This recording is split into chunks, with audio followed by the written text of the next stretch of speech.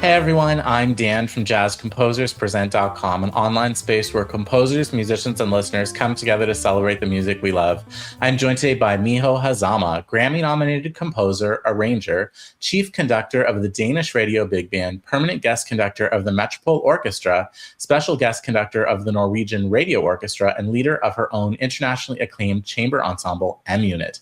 Miho is here to show us how to prepare to conduct your piece in rehearsal. Hi, everyone. Thank you for tuning in. So today I would like to talk about how to prepare and conduct for the rehearsal as a jazz composer using my composition from the latest album with the Danish Radio Big Band and the Danish National Symphony Orchestra called Live Life This Day. There's my composition in the album called Sweet Live Life This Day. And the Movement 1 was nominated to the Grammy Award last year. So I'd love to introduce that composition as an example in this video.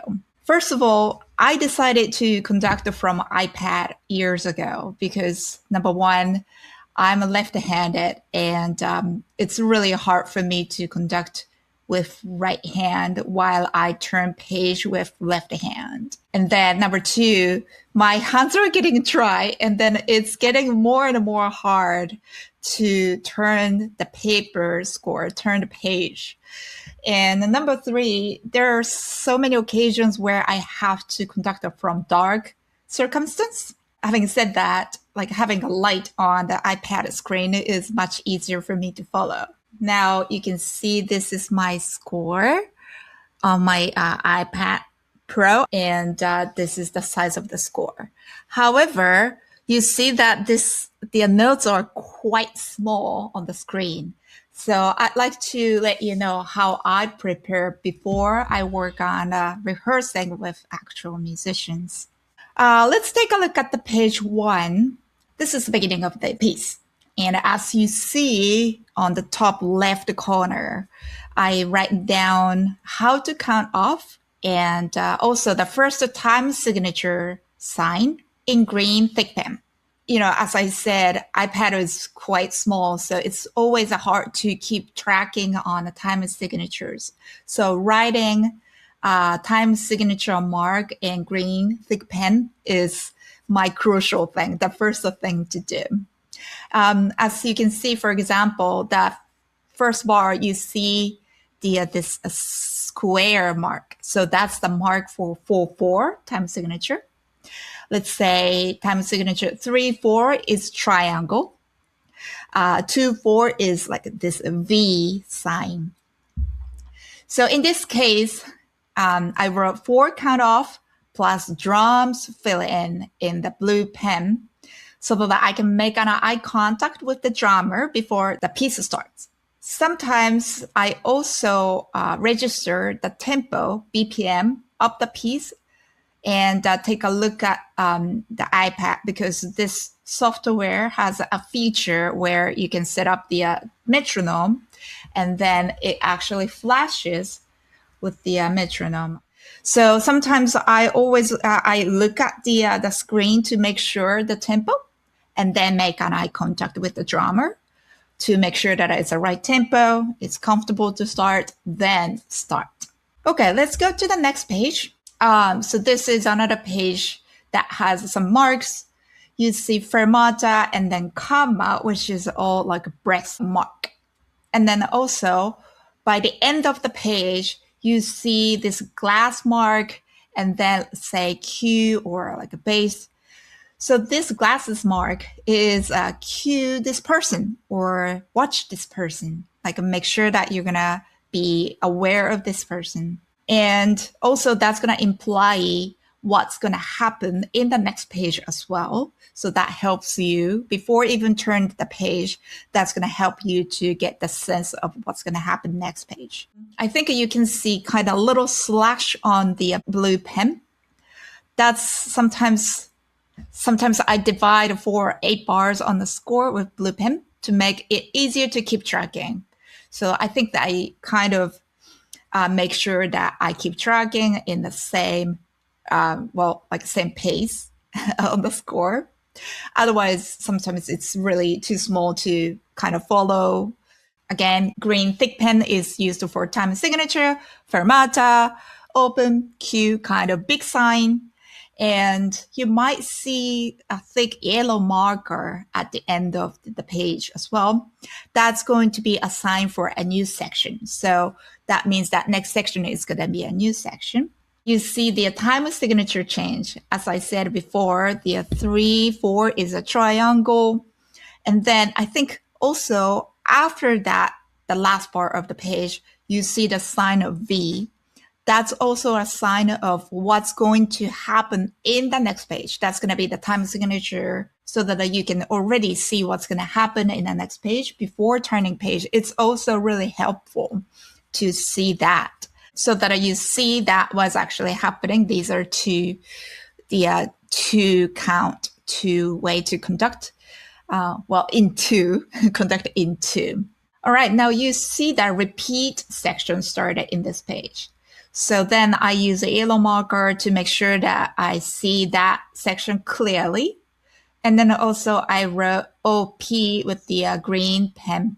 That means OP means open. And let's go to the next page. You see Q sign that the next page is going to be the Q section. And then, in fact, let's go to the next page. That's going to be the Q section. Also, like you saw the yellow marker in the previous page. And then now this page starts with the Q and with the background. BG is the background. So whenever that happens, I always say before the rehearsal starts, okay, we're going to open this section. And then I have this kind of gestures to orchestra. This is open section. When I do this, this is going to be the Q section next time. So I'm going to do this at the beginning of the open section. This is the cue to this page right there. All right, then let's go to the next page. There's another way to write some tempo changes. Now you see this wavy arrow going the backwards. So that means ritardando to me. Other direction, you can guess, but that's accelerando. And then let's go to the next page. You see 2 slashes with the green pen with fermata, which indicates 2 cues instead of conducting in time signature there.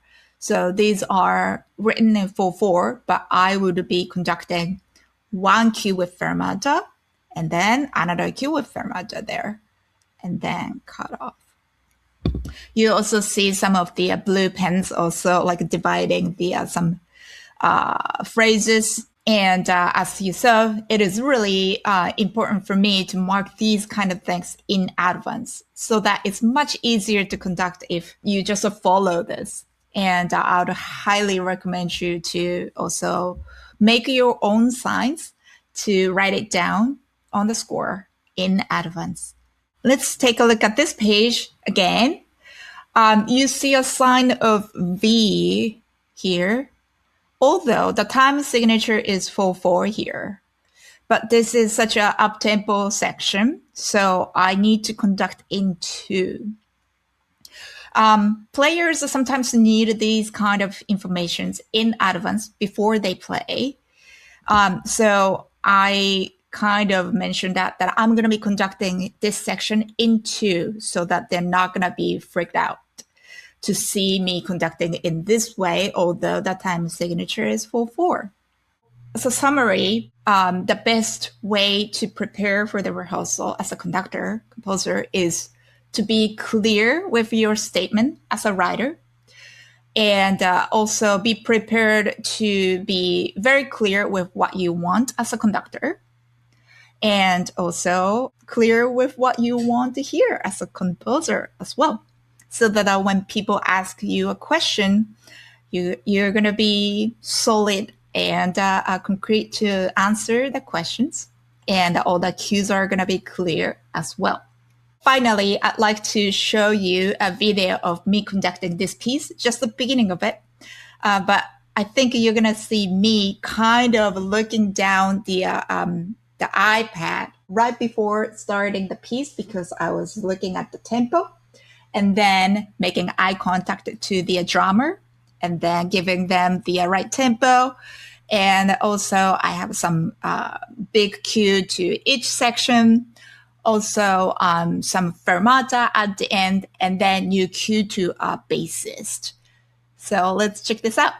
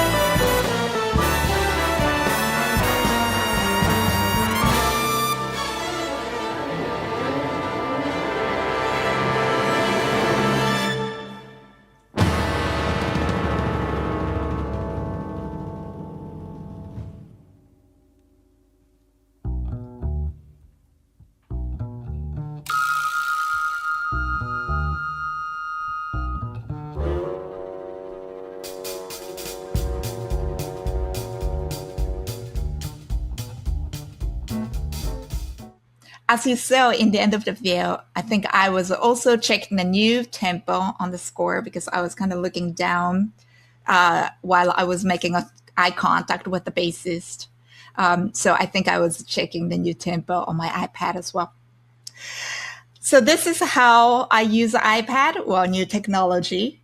Well, not a new technology to conduct a piece instead of paper scores, but also to be prepared before even playing a note with musicians. The video that you just watched is available on YouTube. Just click in the description link, and then you can watch that for entire piece. So hope you enjoy. Thanks for watching today's mini lesson. Be sure to like, share, and subscribe. Drop any questions, comments, or suggestions for future videos down below. To watch our full-length events and participate in live Q&As with our presenting artists, head to jazzcomposerspresent.com. Thanks, and we'll see you next time.